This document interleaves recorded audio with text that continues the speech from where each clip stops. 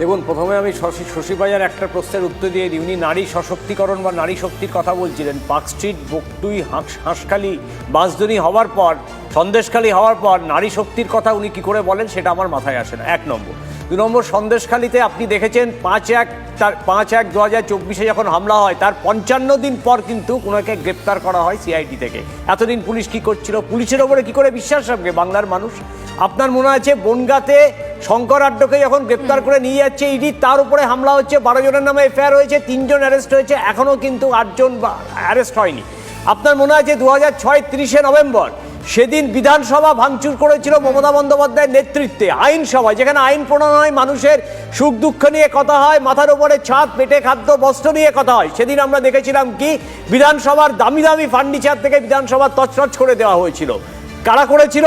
তাদের এই 3 জন যে এখন বিজেপির আলো করে বসে আছে, বিমল শঙ্কর তার নেতা, অর্জুন সিং, শুভেন্দু অধিকারী, আর একজন নেতা অর্জুন সিং, শুভেন্দু অধিকারী এবং হচ্ছে আপনার সোনালী গুহ, তারা আজকে বিজেপির নেতা হয়েছে। আমি আপনাকে বলি, যেদিন ভবানীপুর থানায় জগদ্ধাত্রী পুজোর ভাসানের দিন গন্ডগোল হয়, মমতা বন্দ্যোপাধ্যায় মুখ্যমন্ত্রী হয়ে ভবানীপুর থানা থেকে আসামিকে ছাড়িয়ে নিয়ে আসে এবং বলে তৃণমূল করলে এক আইন, তৃণমূল না করলে অন্য আইন। ধর্নায় যখন ভাই তোমার বলার সময় বলিনি কিষাণু, তাহলে কিন্তু বলতেই পারবে না তুমি। ধর্নায় মমতা যখন নারদার কেস হয়, ফিরহাদ হাকিম, মদন মিত্র, শোভন চ্যাটার্জিকে যখন গ্রেপ্তার করে নিয়ে যায়, মমতা বন্দ্যোপাধ্যায় কোর্টের উপর বিশ্বাস রাখেনি। করোনার রীতি ভেঙে উনি বসেছিলেন ধর্নায় এবং বলেছিলেন ছাড়িয়ে নিয়ে যাবো এদেরকে যতক্ষণ না ছেড়ে দিচ্ছে। এবং আমরা এটাও দেখেছি রাজীব কুমারকে একটা সামান্য চিঠি দিয়ে আসলে সেখানে শেক্সপিয়ার সরণি ধারার সাথে গন্ডগোল হয় কাদের? সিবিআই অফিসিয়ালদের। আসলে সারা বাংলা জুড়ে যে নৈরাজ্য তৈরি হয়েছে, এই নৈরাজ্যের একজনই নায়িকা, তার নাম হচ্ছে মমতা বন্দ্যোপাধ্যায়। না, কৃষ্ণ মিত্র যে কথা বললো, আপনি যদি বলেন সূর্য পূর্ব দিকে ওঠে, ধরে নিলাম আপনি তর্কের খাতিরে বিজেপি করে, আমি কংগ্রেস করি, আমাকে বলতে হবে আপনি বলেছেন বলে সূর্য পশ্চিম দিকে ওঠে। কৃষ্ণ মিত্র যুক্তি যদি তাই হয়, বিরোধিতা করার জন্য বিরোধিতা করতে হবে। আর এই পুলিশকে কেন জানাবে?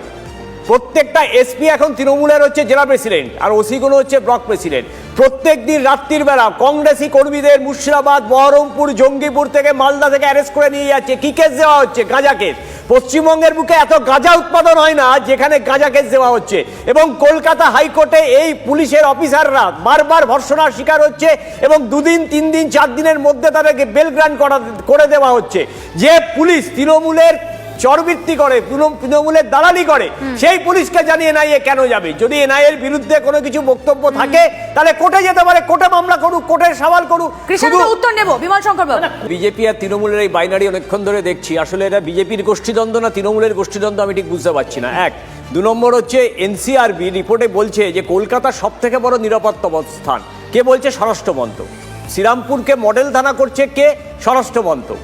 তাহলে আপনি এখানে বলুন 21 বার ফ্যাক্ট ফাইন্ডিং টিম এসেছিল, কটা তৃণমূল কংগ্রেসের যারা ভোট পরবর্তী সন্ত্রাস করেছিল কটা লোককে অ্যারেস্ট করেছে, কটা এফআইআর করেছে? আসলে এই বাইনারি চলছে, ইলেকশন অবধি এই বাইনারি চলবে, তারপরে ইডি, সিবিআই, ইনকাম ট্যাক্স কেউ আসবে। 10 সেকেন্ড একদম